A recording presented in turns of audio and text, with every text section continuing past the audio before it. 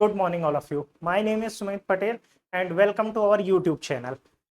आज हम आपके लिए लेकर आए हैं आरआरबी एनटीपीसी में पिछले साल जो पिछली बार जब आरआरबी एनटीपीसी हुआ था 2019-20 पे उसके सीबीटी 1 के क्वेश्चन। जैसा कि आप सभी जानते हैं आरआरबी एनटीपीसी का एग्जाम जल्द ही होने वाला है और उसके फॉर्म भराए जा रहे हैं, तो इसलिए हम आपकी तैयारी को और पुख्ता और मजबूत बनाने के लिए लेकर आए हैं आरआरबी एनटीपीसी सीबीटी 1 के प्रीवियस ईयर क्वेश्चंस। तो चलिए शुरुआत करते हैं पहले क्वेश्चन से। भारत में किस तारीख को वर्ष का सबसे छोटा दिन माना जाता है? भारत में सबसे छोटा दिन कब माना जाएगा? जब सूरज ट्रॉपिक ऑफ कैंसर से मूव करते हुए इक्वेटर से होते हुए पूरी तरीके से ट्रॉपिक ऑफ कैप्रिकॉन में पहुंच जाएगा और पूरी तरीके से ट्रॉपिक ऑफ कैप्रिकॉन के ऊपर होगा, तब भारत में सबसे छोटा दिन होगा। ठीक है, तो वो कब होता है? तो वो 22 दिसंबर को होता है। ठीक है, 22 दिसंबर के दिन होता है जब सूरज पूरी तरीके से ट्रॉपिक ऑफ कैप्रिकॉन के ऊपर पहुंच जाता है। ठीक है, इसे हम क्या बोलते हैं? इसे हम विंटर सॉल्स्टिस बोलते हैं। ठीक है, अब यदि सबसे छोटा दिन होता है तो कभी सबसे बड़ा दिन भी होगा, तो जो सबसे बड़ा दिन होता है वो कब होता है? 21 जून को। ठीक है, इसलिए हम 21 जून को क्या बोलते हैं? Summer solstice. ठीक है, इसे हम क्या बोलते हैं? Summer solstice. उसके बाद अब यदि बड़ा और छोटा दिन है तो दो बराबर दिन भी बीच में आएंगे। ठीक है, जब एक बार सूरज ट्रॉपिक ऑफ कैंसर से इक्वेटर होते हुए कैप्रिकॉन जाएगा और दूसरी बार जब कैप्रिकॉन से इक्वेटर होते हुए कहां आएगा? ट्रॉपिक ऑफ कैंसर पे आएगा। तो जो 2 दिन इक्विनॉक्स होते हैं यानी दिन और रात जब बराबर होते हैं, वो 2 दिन कौन से होते हैं? वो 2 दिन होते हैं 21 मार्च और 23 सितंबर। ठीक है, तो पूरे फैक्ट कवर हो गए। पहला विंटर सॉल्स्टिस सबसे छोटा दिन, दूसरा समर सॉल्स्टिस सबसे बड़ा दिन, और तीसरा इक्विनॉक्स कब कब? 21 मार्च और 23 सितंबर। चलिए नेक्स्ट क्वेश्चन की तरफ चलते हैं। नेक्स्ट क्वेश्चन क्या है? निम्नलिखित में से किसे स्थानीय स्वशासन का जनक यानी कि father of local self government कहते हैं? तो ये लॉर्ड रिपन को कहते हैं। क्यों? क्योंकि लॉर्ड रिपन ने कई सारे ऐसे काम किए जिससे लोकल सेल्फ गवर्नमेंट यानी कि हमारी म्यूनिसिपैलिटीज मजबूत हो, उन्हें स्ट्रेंथ मिले, उन्हें काम करने की आजादी मिले। ठीक है, तो बात करते हैं इनके टाइम पीरियड की। तो इनका टाइम पीरियड कब था? 1880 से 1884। ठीक है, इस दौरान इन्होंने काफी काम किया। ठीक है, जो बाकी नाम है Lord Minto, Lord Mayo, Curzon, इनकी बात कर लेते हैं। लॉर्ड मिंटो का टाइम पीरियड कब था? 1905 से 1910। ठीक है, लॉर्ड मेयो की बात करें तो लॉर्ड मेयो पहले वो थे जिन्होंने भारत में सेंसेक्स कराया, और सेंसेक्स कब कराया था? 1872 में।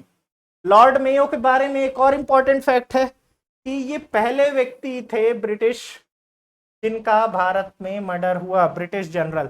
ठीक है, यानी इनका मर्डर कहां हुआ था? अंडमान निकोबार में। और इन्हें मारा किसने था? इन्हें मारा शेर अफरीदी ने था। ठीक है, शेर अफरीदी द्वारा इनका मर्डर कर दिया गया था। शेर अफरीदी एक अफगान व्यक्ति था और पोर्ट ब्लेयर अंडमान में इनका मर्डर कर दिया गया था। लॉर्ड कर्जन की बात करें तो लॉर्ड कर्जन के फेमस 2 काम हैं। पहला, जिनके लिए हम इन्हें जानते हैं, इन्होंने 1904 में पुरातत्व एक्ट लेके आया, यानी कि आर्कियोलॉजिकल साइट्स को प्रिजर्व करने के लिए आर्कियोलॉजिकल एक्ट लेके आया। उसके सिवा 1905 में बंगाल का पार्टीशन किया, यानी बंगाल का विभाजन किया। अब बात करते हैं लॉर्ड रिपन की। लॉर्ड रिपन ने कई काम किए, जैसे 1881 में इन्होंने सेंसेक्स को रेगुलराइज कर दिया और हर 10 साल बाद सेंसेक्स होगा, ये बात निकल कर आई। तो 1881 में पहली बार रेगुलराइज्ड सेंसेक्स हुआ। ठीक है, उसके सिवा इन्होंने जो काम किया वो है क्या? रिपील किया। किसे? Repeal of vernacular press act. Vernacular press act. ठीक है, अब वर्नाकुलर प्रेस एक्ट क्या है?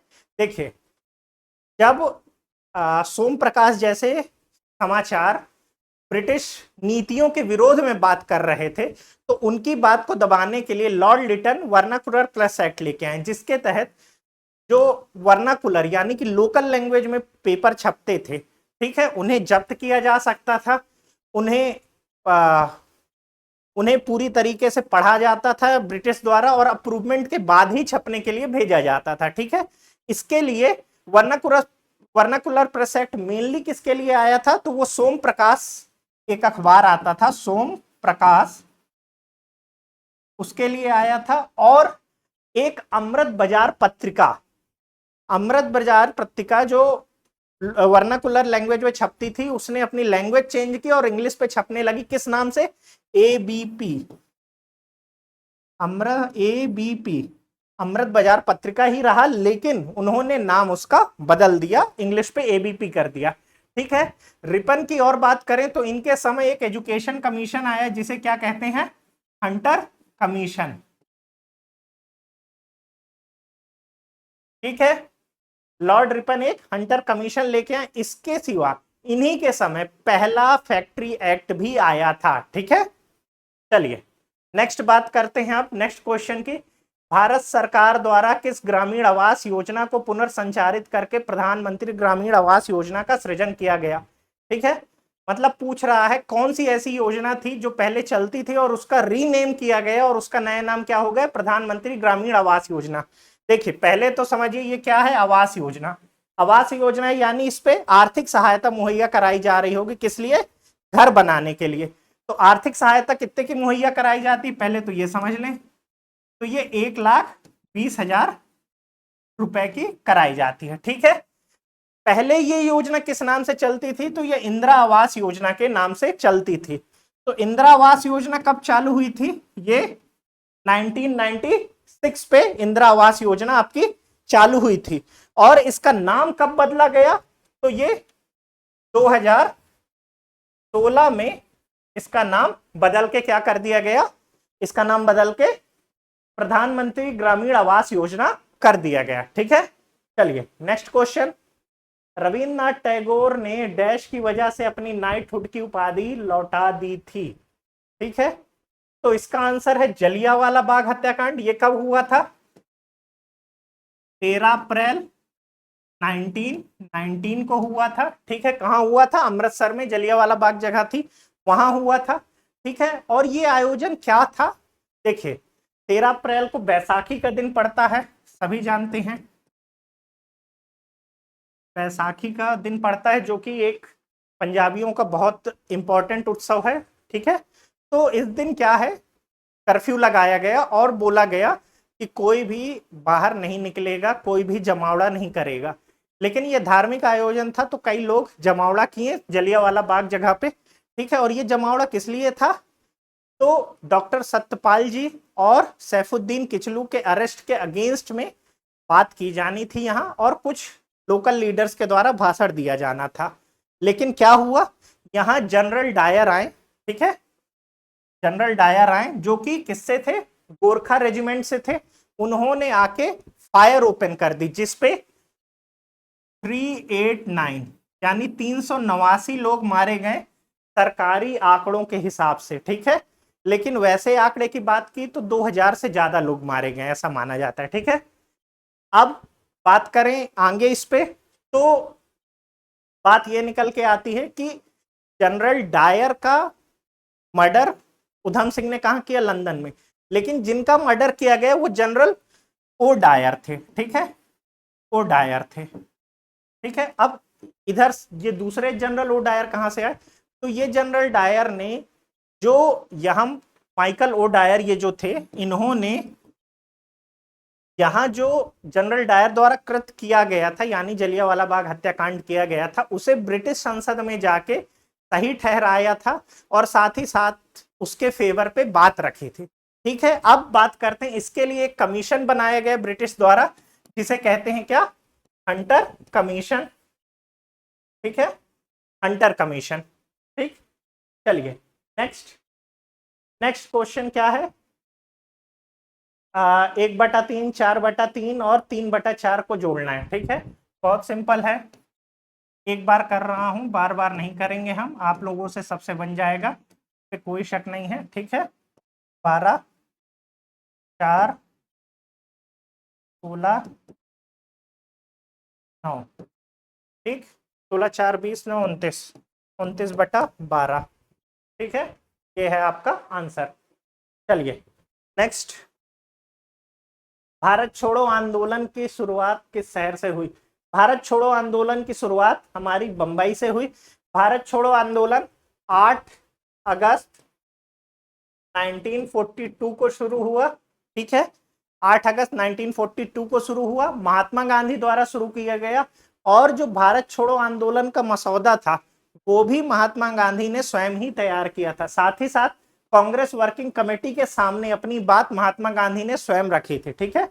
और बंबई में वो अधिवेशन हुआ था जिसपे इसे पास किया गया था। नेक्स्ट, निम्नलिखित में से कौन सी पुस्तक विष्णु शर्मा द्वारा लिखित है? तो जो पंचतंत्र पुस्तक है, ठीक है, पंचतंत्र पुस्तक विष्णु शर्मा जी द्वारा लिखी गई है। बात करते हैं बाकी पुस्तकों की, तो जो अर्थशास्त्र है, अर्थशास्त्र किसने लिखी थी? तो अर्थशास्त्र कौटिल्य ने लिखी थी, ठीक है, कौटिल्य द्वारा लिखी गई थी। ये किस बारे में है? तो ये राजनीति के बारे में है। इंडिका मेगास्थनीज द्वारा लिखी गई थी और राजतरंगिणी कल्हड़ द्वारा लिखी गई थी। मेगास्थनीज में आपको मौर्य साम्राज्य के जो प्रशासन व्यवस्था है उसकी पूर्ण जानकारी मिलती है और राजतरंगिणी में आपको कश्मीर के इतिहास का वर्णन मिलता है, ठीक है। नेक्स्ट, लाई डिटेक्टर उपकरण को डैश के रूप में भी जाना जाता है, ठीक है। लाई डिटेक्टर उपकरण को हम पॉलीग्राफ टेस्ट कहते हैं, ठीक है। आपने कई फिल्मों में देखा होगा और यदि आपने रियल में देखा हो तो और भी बेहतर है। जो लॉ इन्फोर्समेंट एजेंसीज वगैरह होती हैं उनके द्वारा इसका उपयोग किया जाता है बाय द कोर्ट ऑर्डर, ठीक है। उस पर क्या करते हैं ये, उस पर ये जो क्या कहना चाहिए, जो भी व्यक्ति जिन्होंने ऐसी उम्मीद है कि उन्होंने कोई गलत कार्य किया है और वो थोड़ा साबित होने में दिक्कत हो रही है तो उनका पॉलीग्राफ टेस्ट किया जाता है उनकी मर्जी के साथ, ठीक है, जिससे उनकी सच्चाई निकाली जा सके। बाकी चीजों की बात करते हैं तो सिस्मोग्राफ अर्थक्वेक मेजर करता है, ठीक है, अर्थक्वेक मेजर करता है। उसके सिवा बैरोग्राफ से हम एयर प्रेशर मेजर करते हैं या एटमॉस्फेरिक प्रेशर, ठीक है। अब एक नया टर्म है वो है क्या? पोलरीमीटर, ठीक है। पोलरीमीटर जरूर नया लग रहा होगा क्योंकि पोलरीमीटर जनरली आदमी नहीं सुनता। पोलरीमीटर का उपयोग होता है मेजर करने में क्या? Polarisation of light. तो लाइट का पोलराइजेशन किससे मेजर किया जाता है? पोलरीमीटर से, ठीक है। चलिए नेक्स्ट, भारत निर्वाचन आयोग के अनुसार 2020 तक भारत में मतदान करने की न्यूनतम आयु क्या थी? न्यूनतम आयु कितनी है, ठीक है, यानी कि मिनिमम एज ऑफ वोटिंग पूछी जा रही है। तो हर किसी को पता है मिनिमम एज ऑफ वोटिंग क्या है? 18 ईयर। लेकिन मिनिमम एज ऑफ वोटिंग जो है अब 18 ईयर, उसके पहले क्या थी? वो थी 21 ईयर्स। ये कब चेंज की गई है? तो ये 1989 में चेंज की गई है, ठीक है, by the 61st constitutional amendment act, ठीक है। यानी कि 61वां संविधान संशोधन 1989 में जो किया गया था उसके थ्रू जो वोटिंग एज है उस पर परिवर्तन किया गया और 21 ईयर से उसे घटाकर 18 ईयर कर दिया गया था, ठीक है। अब ये बिल लोकसभा में कौन लेकर आए थे? तो ये बिल लोकसभा में बी शंकर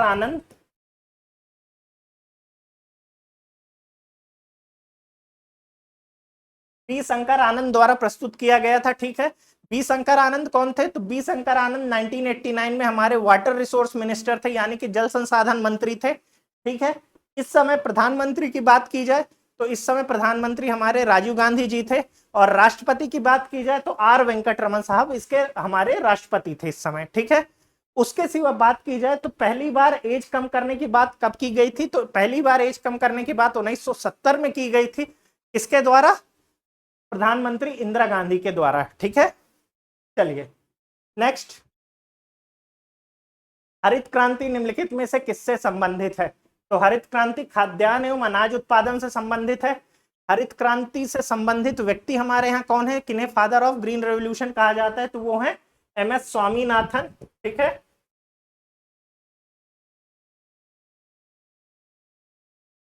MS स्वामीनाथन। ठीक, हरित क्रांति की बात करें तो हरित क्रांति हमारे यहाँ 2 चरण में की।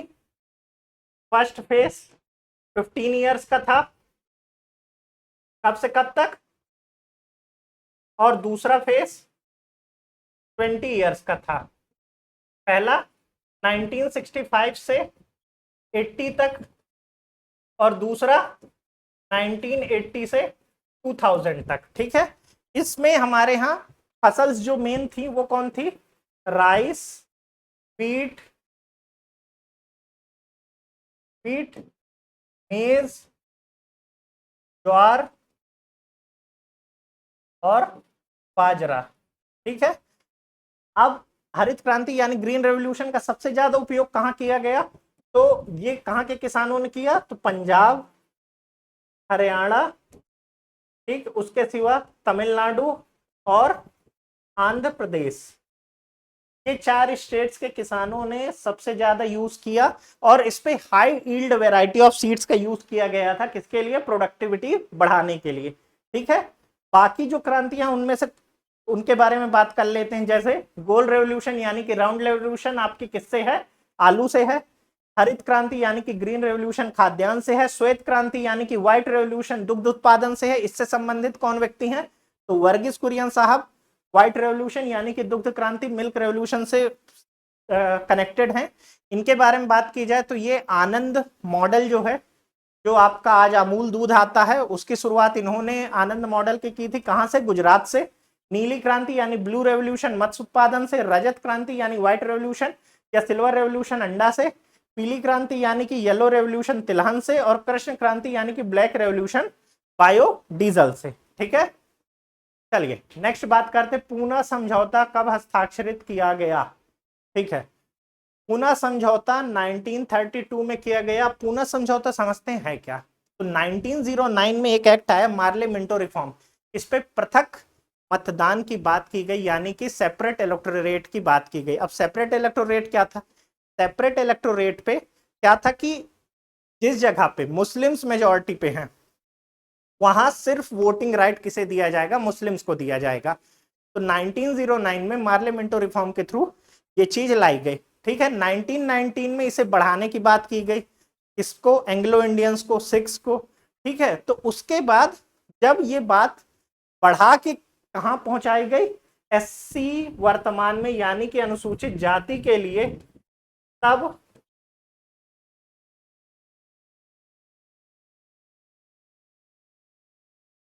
जाति के लिए तब महात्मा गांधी अनशन में बैठे और उन्होंने क्या कहा कि ऐसा नहीं होगा, इस पृथक मतदान को इतना नहीं बढ़ाया जाएगा।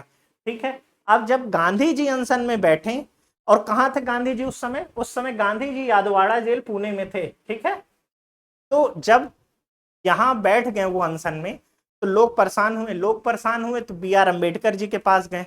अम्बेडकर साहब से बताया गया कि ऐसी ऐसी बात है, और अम्बेडकर साहब आए कहा, जेल, इनसे गांधी जी से बातचीत करने। जब गांधी जी से बातचीत की तो उसका एक निष्कर्ष निकला कि ठीक है, गांधी जी जो एक्टिव राजनीति है उससे दूर होंगे, और जो अनुसूचित जाति है, ठीक है, उसके लिए काम करेंगे। ठीक है, उसके उत्थान के लिए काम करेंगे।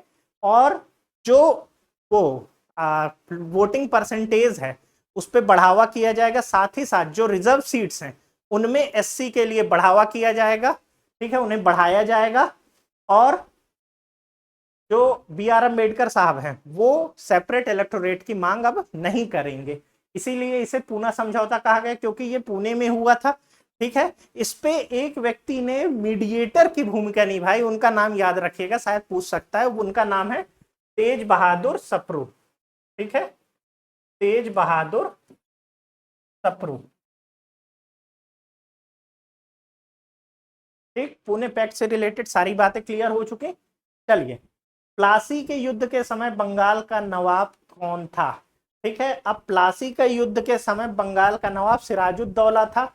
प्लासी का युद्ध कब हुआ, तो ये हुआ कब, 23 जून 1757 को। कहाँ हुआ, प्लासी एक जगह पड़ती है बंगाल में, वहां भागीरथी के किनारे ये जगह पड़ती है।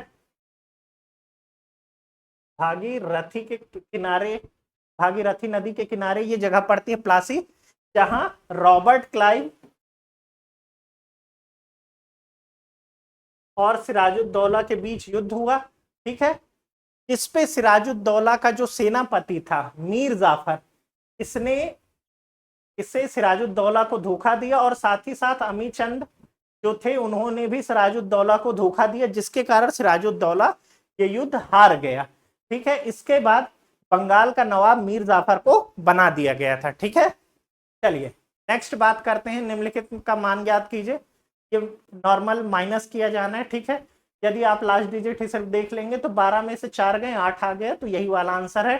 ठीक है, नेक्स्ट, नरेंद्र एक कार्य को 10 दिन में पूरा कर लेता है, अमित उसी कार्य को 12 दिन में पूरा कर लेता है, उन दोनों को एक साथ मिलकर उसी कार्य को पूरा करने में कितने दिन का समय लगेगा। ठीक है, टाइम एंड वर्क के क्वेश्चंस काफी ज्यादा आते हैं एग्जाम्स में, कॉम्पिटेटिव एग्जाम में, और रेलवे में तो बहुत ज्यादा आते हैं। ठीक है, एक एक पेपर में कई बार 3-3 क्वेश्चन आते हैं।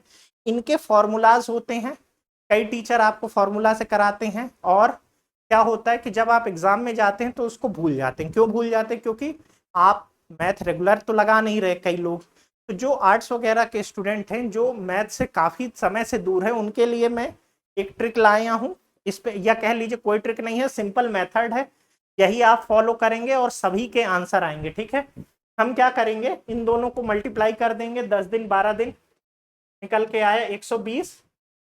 ठीक है, तो इसे मान लेते हैं ये इतना काम है।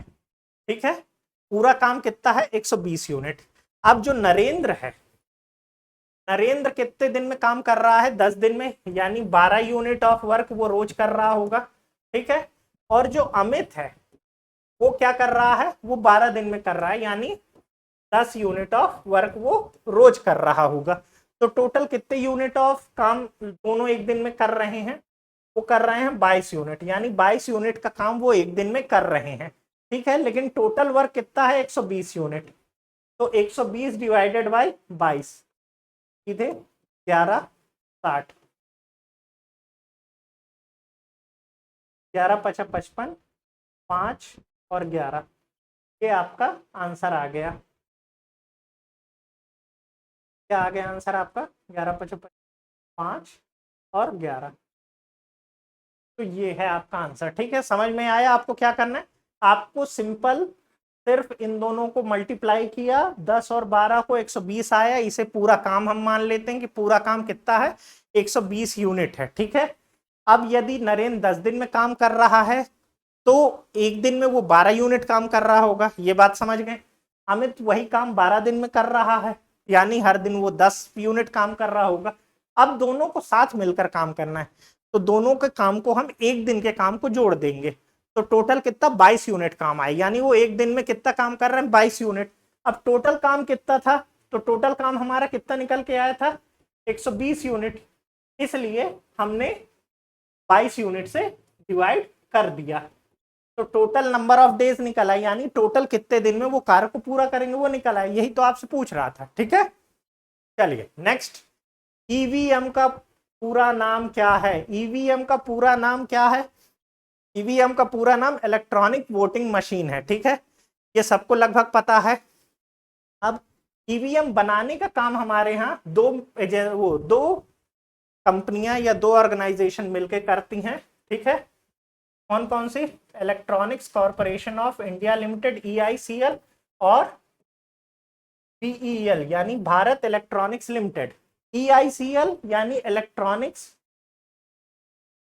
कॉर्पोरेशन ऑफ इंडिया लिमिटेड, और BEL यानी भारत इलेक्ट्रॉनिक्स लिमिटेड, ये दोनों कंपनीज मिलके भारत के लिए ईवीएम बनाती हैं। ठीक है, अब ईवीएम का प्रथम बार उपयोग कहाँ हुआ था? तो प्रथम बार उपयोग ईवीएम का केरल के विधानसभा इलेक्शन में हुआ था।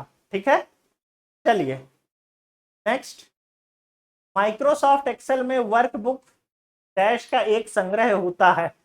माइक्रोसॉफ्ट एक्सेल में वर्कबुक क्या होता है?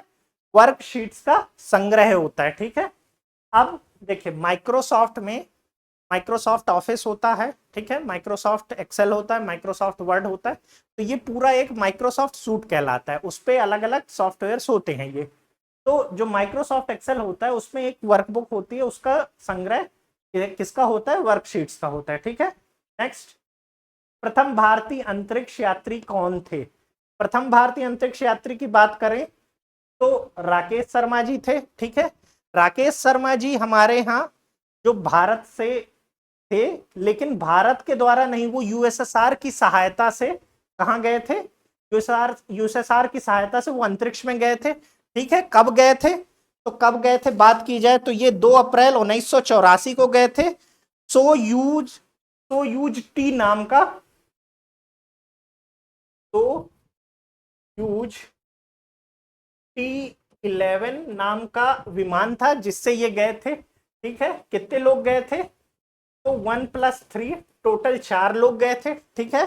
तो राकेश शर्मा जी पहले अंतरिक्ष यात्री थे जो 1984 पे भारत से थे जो अंतरिक्ष गए थे, ठीक है। अब बात करते हैं बाकी लोगों की। तो एपीजे अब्दुल कलाम साहब को सब जानते हैं, भारत के राष्ट्रपति रहे, मिसाइल मैन ऑफ इंडिया के नाम से ही नहीं जाना जाता है। सुनीता विलियम्स जी फिलहाल अंतरिक्ष में है वर्तमान समय में जब हम ये वीडियो बना रहे हैं, ठीक है। और ये दूसरी बार अंतरिक्ष यात्रा पे गई हैं, ठीक है।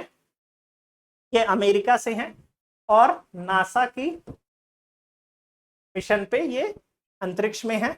विक्रम साराभाई, इनका बहुत बड़ा योगदान रहा है भारतीय अंतरिक्ष विज्ञान में, ठीक है। इन्होंने ही इसरो की स्थापना की है,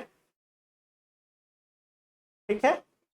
चलिए नेक्स्ट, विश्व पर्यावरण दिवस प्रतिवर्ष देश को मनाया जाता है। विश्व पर्यावरण दिवस प्रतिवर्ष 5 जून को मनाया जाता है, ठीक है। इसकी शुरुआत 1974 से की गई थी।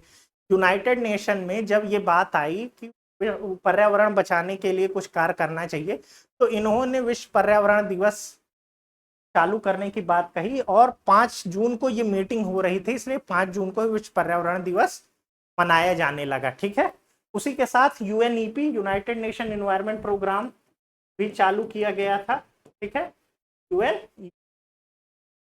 चलिए नेक्स्ट, नरेंद्र की मां की आयु नरेंद्र की आयु से 4 गुनी होगी। 4 वर्ष पहले उसकी मां की आयु उसकी तत्काल आयु से 6 गुनी थी। उन दोनों की वर्तमान आयु ज्ञात कीजिए, ठीक है। ऐसे क्वेश्चन जब आएंगे तो हम सीधे सिर्फ क्या करेंगे, ऑप्शंस की मदद से ही क्वेश्चन को सॉल्व करेंगे। क्यों, क्योंकि हमसे फॉर्मूला नहीं आता है, हम ये मान के चलते हैं, ठीक है।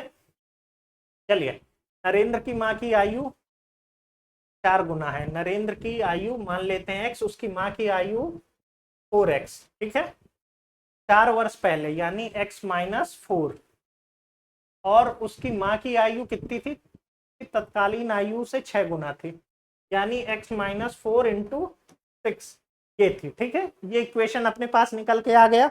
अब अपन ऑप्शन रखेंगे, क्या, पहला 7 वर्ष 28 वर्ष, ठीक है, हो रहा है, ठीक है। 7 और 28, 7 चौको 28, 7 और 28, ठीक है। अब पहला ऑप्शन, पहला तो सेटिस्फाई कर रहा है हमारा, ठीक है। अब दूसरा 4 वर्ष पहले, 7 में से 4 घटा दें 3, और उसकी मां की आयु कितनी होगी, 3 का 6 गुना, 3 छंग 18, लेकिन क्या है, नहीं हो पा रहा, ठीक है।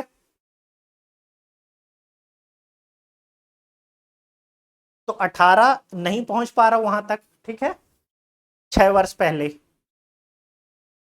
चलिए दूसरा ऑप्शन देखते हैं। दूसरा ऑप्शन क्या है, निकल के आ रहा है 10 और 40, 10 और 40, हाँ ये 4 गुना है, ठीक है।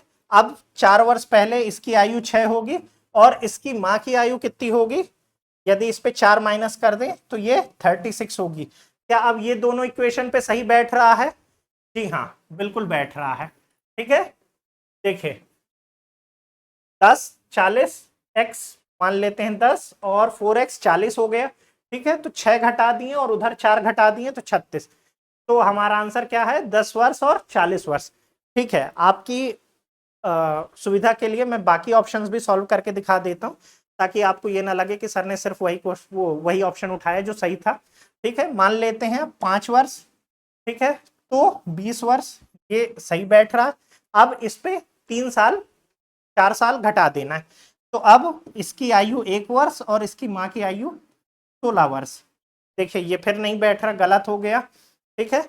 अब लास्ट ऑप्शन यूज कर लेते हैं, वो क्या है, 20 वर्ष और 80 वर्ष, ठीक है।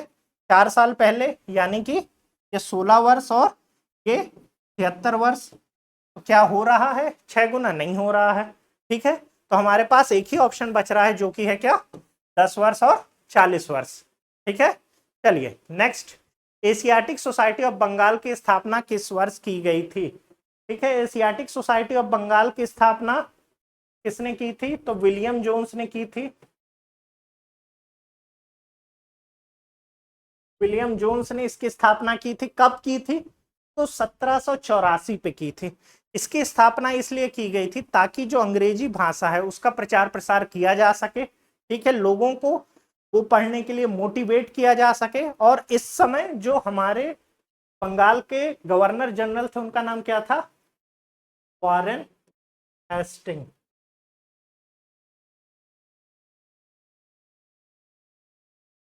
वॉरेन हेस्टिंग इस समय बंगाल के गवर्नर जनरल थे, ठीक है।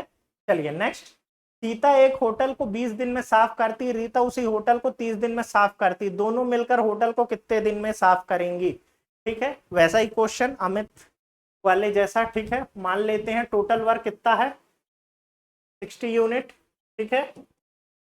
अब सीता 20 दिन में कर रही यानी 3 यूनिट पर डे कर रही है, और रीता 30 दिन में कर रही है यानी 2 यूनिट पर डे कर रही है।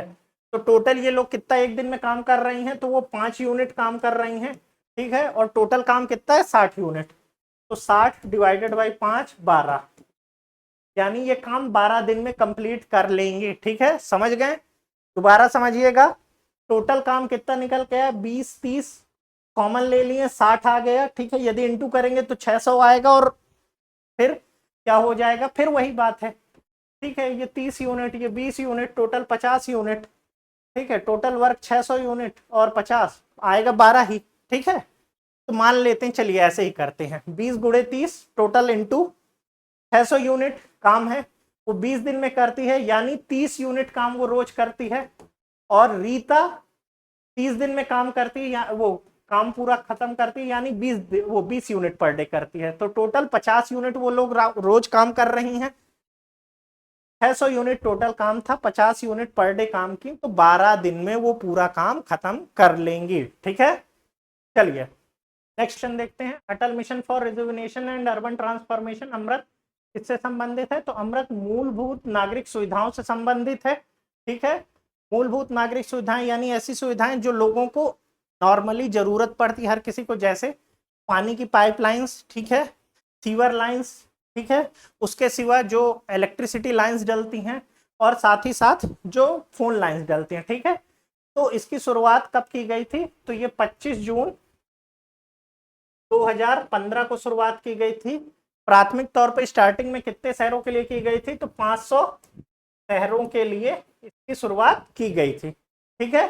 चलिए आगे बढ़ते हैं, नेक्स्ट क्वेश्चन की बात करते हैं। एक कक्षा की परीक्षा में 5 छात्रों के प्राप्तांकों का औसत 39.20 है, और उनमें से 3 के प्राप्तांक का औसत 41 है। शेष 2 छात्रों के प्राप्तांकों का औसत ज्ञात कीजिए, ठीक है। देखिए सीधे क्या करना है, मैं पूरा नहीं करूंगा, इसको सिर्फ समझा देता हूं कि कैसे होगा, ठीक है। तो 39.20 इंटू 5, ये बराबर होगा किसके, 41 इंटू 3 प्लस 2 इंटू एक्स के, ठीक है। एक्स इनका औसत है, जो 2 बच्चे बचे हैं, ठीक है। यानी इसे निकालिए, इससे माइनस कर दीजिए, तो ये जो आएगा उससे 2 से डिवाइड कर दीजिएगा, ठीक है। या वो 2 इंटू एक्स आएगा, 2x आएगा, तो 2 से डिवाइड कर देंगे तो x की वैल्यू निकल आएगी, ठीक है। चलिए नेक्स्ट बात करते हैं, जॉन, जॉनी और जनार्दन खेत को किसी कार्य को क्रमशः 6, 12 और 24 दिन में पूरा करते हैं, ठीक है। वैसा ही क्वेश्चन है, मान लेते हैं टोटल काम कितना है, 24 यूनिट, ठीक है। 24 यूनिट टोटल वर्क है, ठीक है। जॉन है जो वो 6 दिन में करता है यानी 4 यूनिट पर डे करता है। जॉनी है जॉनी जो है वो 12 दिन में करता है यानी 2 यूनिट पर डे करता है। और जनार्दन जो है वो 24 दिन में करता है, यानी कि 1 यूनिट पर डे करता है। तो टोटल ये तीनों मिला के कितना करते हैं, 4 2 6 7 यूनिट ऑफ वर्क रोज करते हैं। कितना, 7 यूनिट। टोटल काम कितना है, 24 यूनिट, और 7 यूनिट कर रहे हैं, तो इन्हें कितना टाइम लगेगा, 7 3 3 7। तो ये आ गया आपका आंसर। ठीक है, 3 3/7। फिर से बता देता हूं, तीनों मिलके काम जो कर रहे हैं वो टोटल वर्क है 24 यूनिट। जब जॉन 6 दिन में कर रहा है, यानी वो हर दिन 4 यूनिट काम कर रहा है। ठीक है, जॉन जब कर रहा है तो हर दिन वो 4 यूनिट काम कर रहा है। ठीक है, जॉनी जब कर रहा है तो वो 24 यूनिट, वो 2 यूनिट काम कर रहा है। ठीक है, और जनार्दन जब कर रहा है तो वो 1 यूनिट काम कर रहा है। तीनों मिला के 7 यूनिट का काम कर रहे हैं। टोटल 24 यूनिट काम है। तो 24 डिवाइडेड बाई 7, 3 3/7। ठीक है, ये तो आप लोगों से बन जाएगा। बहुत बढ़िया। चलिए नेक्स्ट क्वेश्चन की ओर चलते हैं। नेक्स्ट क्वेश्चन क्या कह रहा है, दिए गए विकल्पों में से उस अनुक्रम का चयन कीजिए जो निम्नलिखित शब्दों को सर्वोत्तम ढंग से सार्थक क्रम में व्यवस्थित करता है। ठीक है, सार्थक क्रम क्या होगा, या तो बड़े से ज्यादा, या तो वो बड़े से कम, या तो कम से ज्यादा। ठीक है, तो देखते हैं क्या है सार्थक क्रम हमारे पास। सबसे पहले सबसे छोटे को लेते हैं, जो कि है व्यक्ति। व्यक्ति के बाद उसका आएगा परिवार, परिवार के बाद आएगा उसका समुदाय, समुदाय के बाद आएगा उसका देश, और उसका देश के बाद आएगा विश्व। क्या ये ऑप्शन अवेलेबल है? जी हाँ, जो पहला ऑप्शन है वही ये ऑप्शन अवेलेबल है। ठीक है, तो यही आंसर होगा। ठीक है, चलिए नेक्स्ट बात करते हैं, हमारा सौर मंडल किस गैलेक्सी का हिस्सा है। तो हमारा सौर मंडल जो है वो आकाशगंगा गैलेक्सी का हिस्सा है। ठीक है, जिसे हम मिल्की वे कहते हैं। अब बात करें, यदि हमारे आकाशगंगा के सबसे पास में आकाशगंगा कौन सी है, तो वो है कौन सी, एंड्रोमेडा। ठीक है, तो ये हमारे सबसे पास है। ठीक है, ये क्लोजेस्ट है। ठीक, चलिए नेक्स्ट बात करते हैं, रायसेना हिल्स कहाँ स्थित है। ठीक है, तो रायसेना हिल्स हमारा कहाँ स्थित है, तो ये हमारा दिल्ली में स्थित है। ठीक है, तो ये कहाँ स्थित है, दिल्ली में। ठीक है, पहली बात तो ये।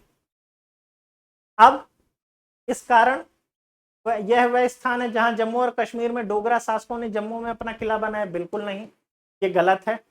यह श्रीनगर में स्थित है, ये भी गलत हो गया। यह कन्याकुमारी में स्थित एक चट्टानी संरचना है जहां स्वामी विवेकानंद की प्रतिमा स्थापित की गई थी, ये भी गलत है। ठीक है, दिल्ली का एक ही ऑप्शन है हमारे पास, वो क्या है, यह राष्ट्रपति भवन वाले स्थान पर स्थित है। ठीक है, तो ये ध्यान रखिएगा कि ये राष्ट्रपति भवन जो है उसे रायसेना हिल्स के नाम से भी कभी कभी संबोधित कर दिया जाता है। ठीक है, जैसे कि हम सभी भारतीय हैं तो हमें ये अवश्य पता होना चाहिए कि रायसेना हिल्स कहाँ है।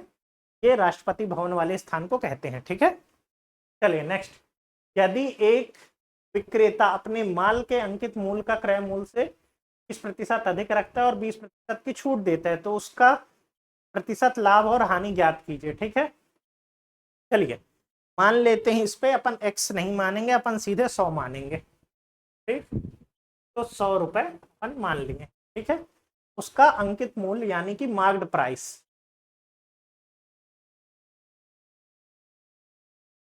मार्क्ड प्राइस कितना है, 100 रुपए। ठीक है, क्रय मूल्य से 20% अधिक रखता है। ठीक है, तो जो उसने अंकित मूल्य किया है वो मार्क्ड प्राइस इससे 20 रुपए अधिक है, 20% अधिक है।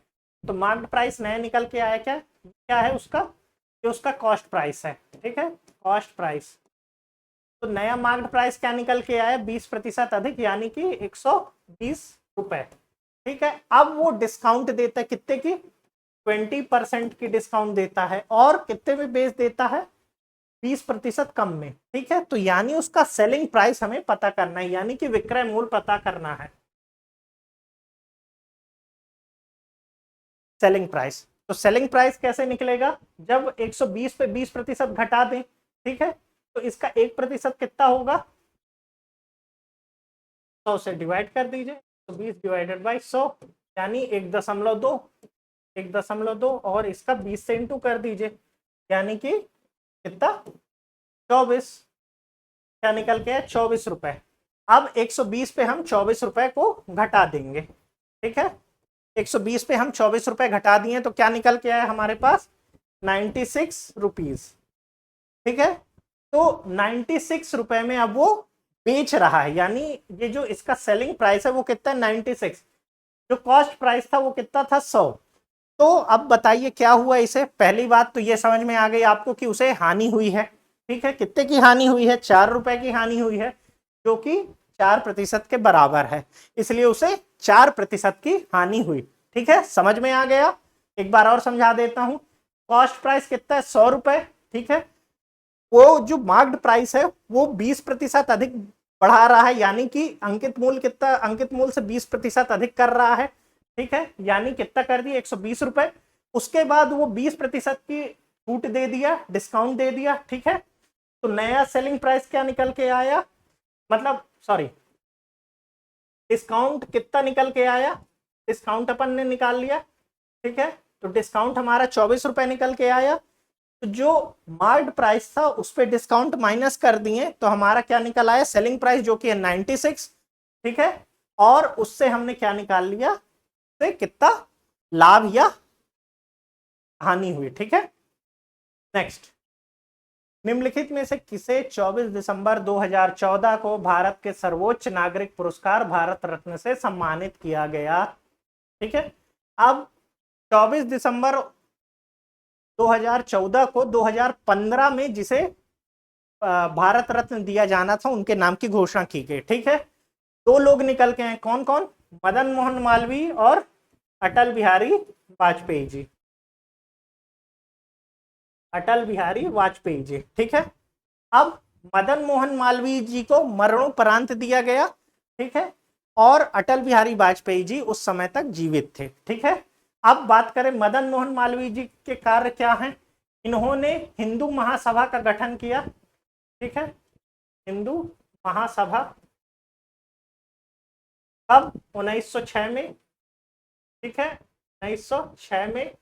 उसके सिवाय इन्होंने BHU का गठन किया, यानी बनारस हिंदू यूनिवर्सिटी, और ये वहां के प्रथम कुलपति भी रहे, ठीक है।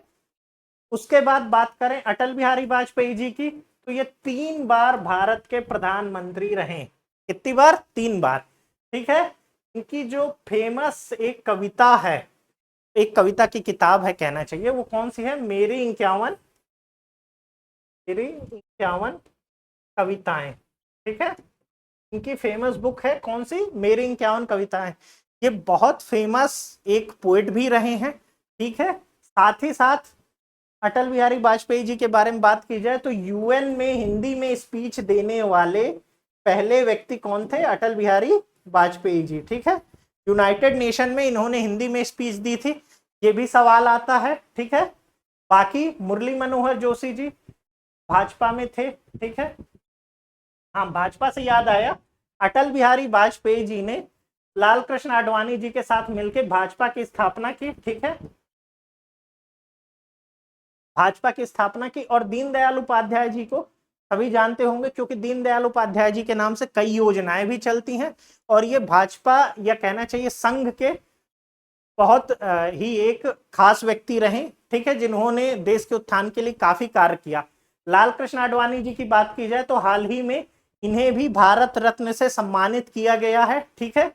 और इनके साथ साथ 4 अन्य लोगों को भी सम्मानित किया गया है, ठीक है। पहली बार ऐसा हुआ है कि 5 लोगों को भारत रत्न एक साथ दिया गया है, ठीक है। चलिए नेक्स्ट क्वेश्चन की बात करें तो नेक्स्ट क्वेश्चन क्या है कि प्रोटियम में कितने न्यूट्रॉन मौजूद होते हैं। पहले समझिए प्रोटियम होता क्या है। प्रोटियम हाइड्रोजन का आइसोटोप है, ठीक है। तो देखिए, ये देखिए, प्रोटियम, ड्यूट्रियम और ट्रिटियम, ये 3 आइसोटोप हैं, किसके हैं, हाइड्रोजन के आइसोटोप हैं। और इनमें नंबर ऑफ न्यूट्रॉन का ही अंतर है, इसलिए क्वेश्चन क्या आया है कि प्रोटियम में कितने न्यूट्रॉन हैं, ठीक है। प्रोटियम में देख सकते हैं आप एक भी न्यूट्रॉन नहीं है, ड्यूट्रियम में 1 न्यूट्रॉन है और ट्रिटियम में 2 न्यूट्रॉन है, ठीक है। तो इसलिए ये याद रखिएगा कि प्रोटियम में एक भी न्यूट्रॉन नहीं है, ड्यूट्रियम में 1 न्यूट्रॉन है और ट्रिटियम में 2 न्यूट्रॉन है। अगली बार हो सकता है ड्यूट्रियम या ट्रिटियम से क्वेश्चन आ जाए कि इस पे कितने न्यूट्रॉन है, ठीक है। तो प्रोटियम में कितने न्यूट्रॉन मौजूद हैं? 0, ठीक है। चलिए नेक्स्ट क्वेश्चन की तरफ चलते हैं। 4 शब्द दिए गए हैं जिनमें 3 किसी तरह से एक समान है और एक असंगत है। असंगत शब्द का चयन कीजिए, ठीक है। जयपुर, तिनसुकिया, देहरादून, कोहिमा, ठीक है। देहरादून, देखिए ये 3 कैपिटल हैं, ठीक है। ये 3 कैपिटल हैं। देहरादून कहाँ की है? उत्तराखंड की है, ठीक है। कोहिमा कहाँ की है? कोहिमा आप लोग बताएंगे कहाँ की है, ठीक है। जयपुर कहाँ की है? जयपुर राजस्थान की है। और तिनसुकिया कहाँ पड़ता है? तो तिनसुकिया असम में पड़ता है। हाँ, तो अभी तक कमेंट नहीं आए हैं इस चीज के कि जो हमारा ये है कोहिमा कहाँ पड़ता है। तो कोहिमा नागालैंड की कैपिटल है, ठीक है। कोहिमा नागालैंड की कैपिटल है, ठीक है। चलिए नेक्स्ट क्वेश्चन की बात करते हैं। तो गुप्त साम्राज्य में निम्नलिखित राजाओं में से कौन एक अच्छा वीणा वादक भी था, ठीक है। तो गुप्त साम्राज्य की बात करें तो जो समुद्रगुप्त था वो एक अच्छा वीणा वादक था, ठीक है। साथ ही साथ इसे नेपोलियन ऑफ इंडिया कहा गया है। नेपोलियन ऑफ इंडिया कहा गया है, ठीक है। नेपोलियन ऑफ इंडिया के सिवा ये एक बहुत ही अच्छा सेना अध्यक्ष भी था, ठीक है। इसने अपनी सेना को बहुत अच्छे से मेंटेन किया था, ठीक है। अब बात करें चंद्रगुप्त विक्रमादित्य की, तो इनके दरबार में 9 रत्न थे, ठीक है। इनमें कालिदास प्रमुख थे, ठीक है। उसके सिवा बात करें चंद्रगुप्त की, तो चंद्रगुप्त के समय इन्होंने स्टार्ट किया था किसका? गुप्त साम्राज्य में, ठीक है।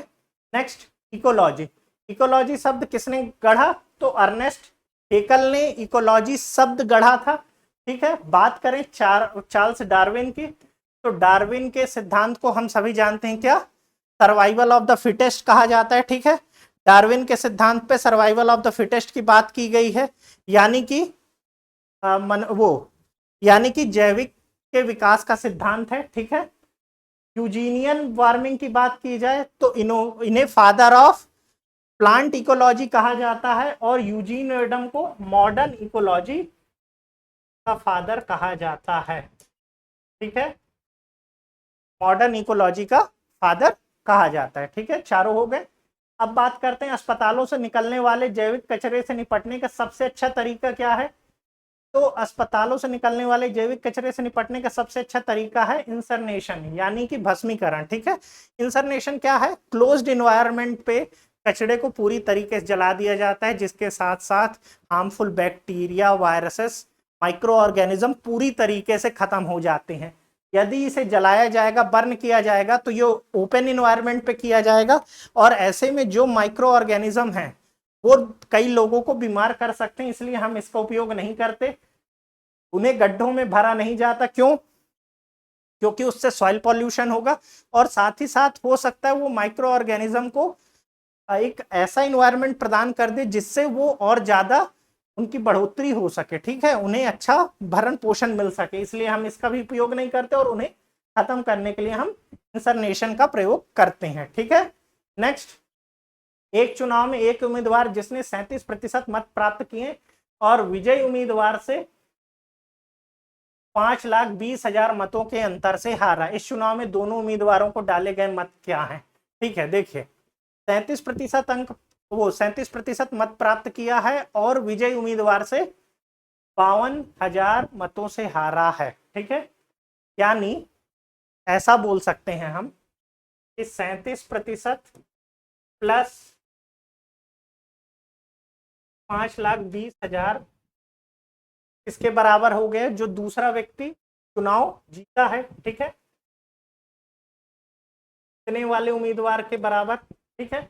अब हम इसे उधर ले जाएं तो 37% मत तो इसे भी मिले होंगे, तो मान लेते हैं कि 37 गुणे 2 यानी 14, 3 दूनी 6, 7, ठीक है, 74%। अब ये है 5,20,000, ये कितना हुआ? ये हुआ 26%, ठीक है। ये दोनों मिला के 100% होगा, ठीक है। अब ये 26% है, तो इसका हम क्या निकाल लेते हैं, 1%। 5,20,000 डिवाइडेड बाई 26, 26 दूनी 52, ठीक है। तो आंसर क्या आया हमारा, 20,000। 1% यदि 20,000 है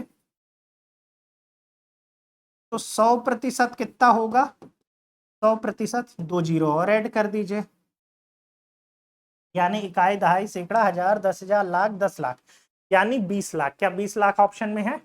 जी हाँ। तो टोटल जो वोट डाले गए वो कितने हैं, 20 लाख हैं। एक बार और इसे समझा देते हैं।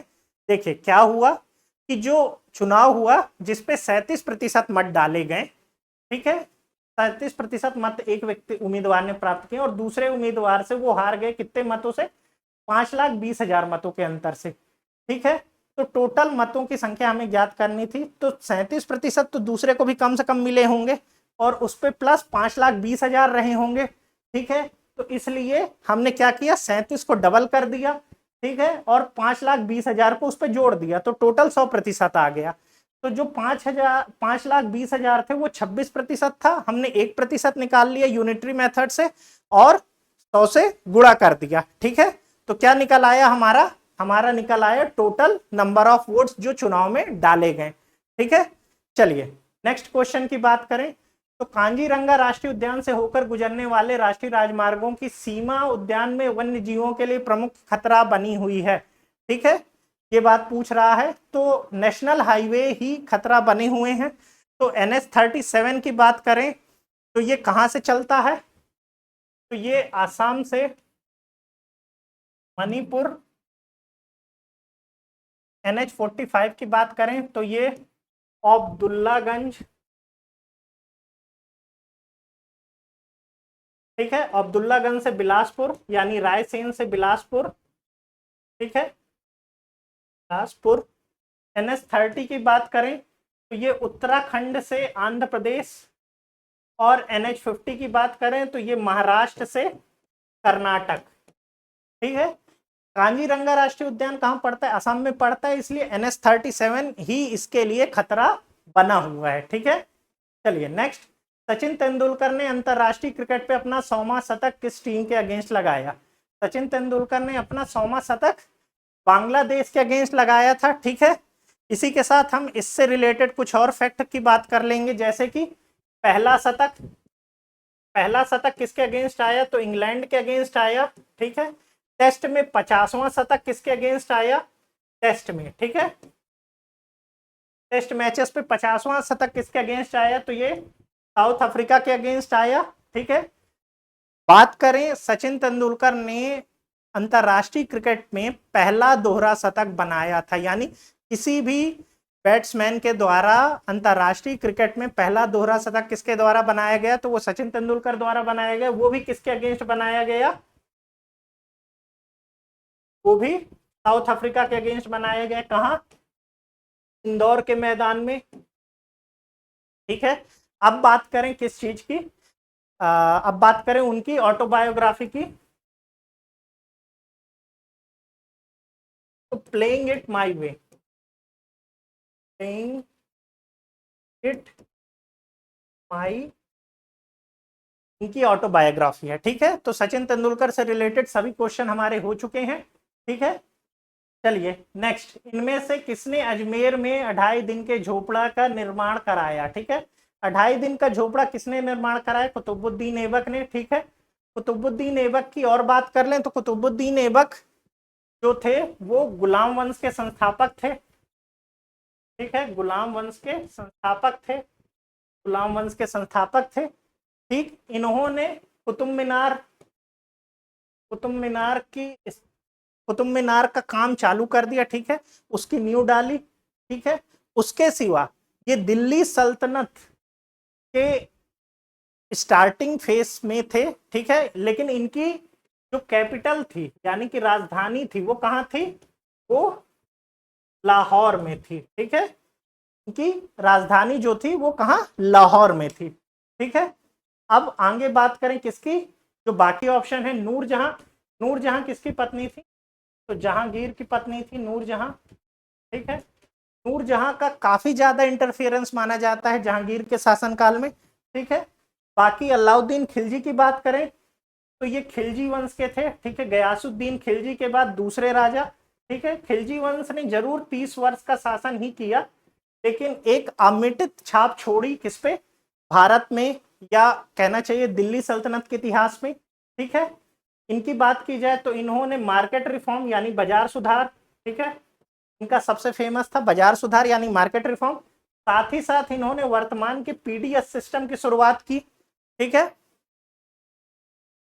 उसके बाद रजिया सुल्तान की बात करें तो ये पहली मुस्लिम शासिका थी जो दिल्ली की गद्दी में बैठी। इनके बाद कोई मुस्लिम शासिका दिल्ली की गद्दी पे नहीं बैठ पाई।